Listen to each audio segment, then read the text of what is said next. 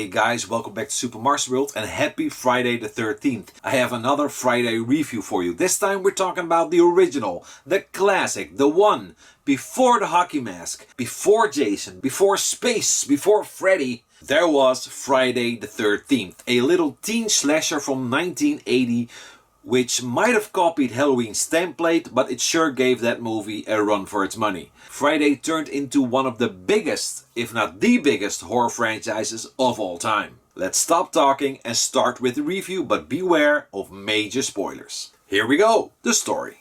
A group of young camp counselors attempt to reopen a summer camp with a tragic past, but they are stalked by a relentless killer. Who is doing the killing and who will survive? What I like, the kills.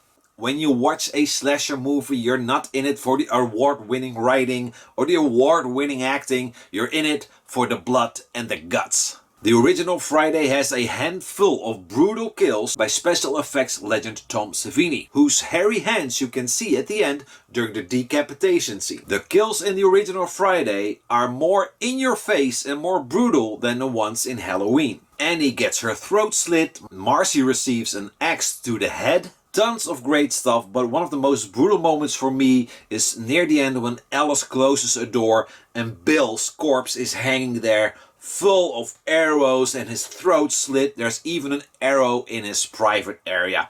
Ouch! Poor Bill. Killer reveal. Near the end of the movie, Mrs. Voorhees enters the stage. She seems very kind, very friendly, but the big shocker is she's the killer. She's the mother of the young boy Jason who drowned back in 1957. And she's out for revenge. The role is played by Betsy Palmer and she gives a great and absolutely awesome performance. Because at first when she's so kind and loving, I really bought that. And then she starts turning, she starts to go... And she turns out to be this killer psycho. She's so scary and totally believable. You really do believe she's a total loon. She's even speaking for Jason too. The final jump. The final jump of the movie where Jason jumps out of the lake to grab Alice and pulling her under.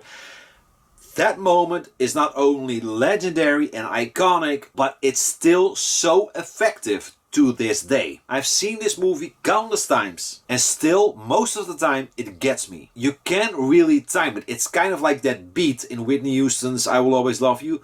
You can't nail it. I've heard that song like a few hundred times and I still can't point where the beat comes. It's kind of the same with this moment in Friday. You can't really time it and it gets me most of the time. Such a terrific jump scare. It's such a hypnotizing setting, the soft piano music, and it's a very peaceful scene, and it takes its time too, until suddenly that bastard jumps from the lake, giving you a freaking heart attack. And Jason looks gruesome, but what's worse for me is the sound he makes.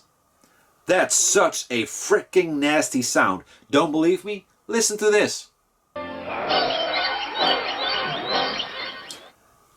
That's one nasty ass scary. I gotta say the original Friday is pretty scary. Not Exorcist scary, but creepy scary. It's dark, it's rainy, the power is out and they all keep disappearing one by one. They're taken out and the feeling of isolation keeps growing. And that to me is pretty damn scary. When you watch the movie or any movie in general, you try to empathize with the main character, like you're in that character's shoes. And to be honest, every time I watch the movie, I feel for Alice. I feel so bad for her. I felt even worse for her in the sequel.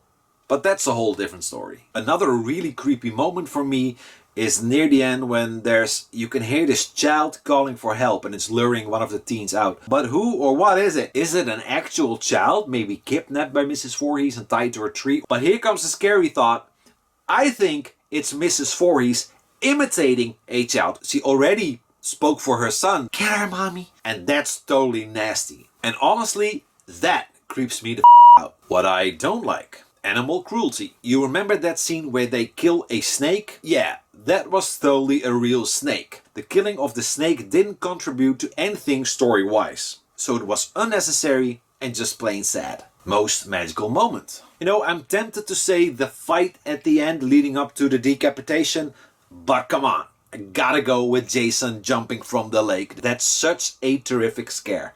I love it. Did you know? One of the producers of the film is listed as Stephen Miner, who you might know as Steve Miner, who would later direct Friday 2 and 3, House, Warlock, Halloween H2O and Lake Placid. The famous stalking sound effect sounds like ch ch ch ah ah ah. It's actually ki ki ki and ma ma ma. Ki ki ki ma ma ma. Composer Harry Manfredini created it by taking the syllables from the phrase kill her mommy. So the ki from kill and the ma from mommy, ki ma. He isolated and distorted it, resulting in one of the greatest sound effects in horror history. Hollywood star Kevin Bacon can be seen in one of his earliest roles as Jack. Overall, the original Friday the 13th is one of my all-time favorite horror movies. I think that goes for most horror fans. It's just one of those classics everybody loves. Even after countless viewings, it still entertains, and I think its power lies in its simplicity. A summer camp with a tragic past, a bunch of teens, a relentless killer, some awesome gore effects. What else do you need? A simple yet successful formula. You can't go wrong with that. Count me in. Extra tidbits. I don't know why, but I just love Sandy, the waitress from the diner. She seems so friendly, like a grandma. Whenever I see her, I just want to give her a big hug. I don't know why, maybe I need therapy, I don't know. The part where Ned plays an Indian cracks me up. You probably can't do that nowadays, but back then people weren't that uptight. That part just cracks me up. And final tidbit, Mrs. Voorhees getting knocked in the vajayjay. Ouch! I give the original Friday the 13th 9 out of 10 drowning Jasons. So that's it for now, guys. Thanks so much for watching. Did you see the original Friday the 13th? Of course you did. Let me know below how you feel. We'll talk.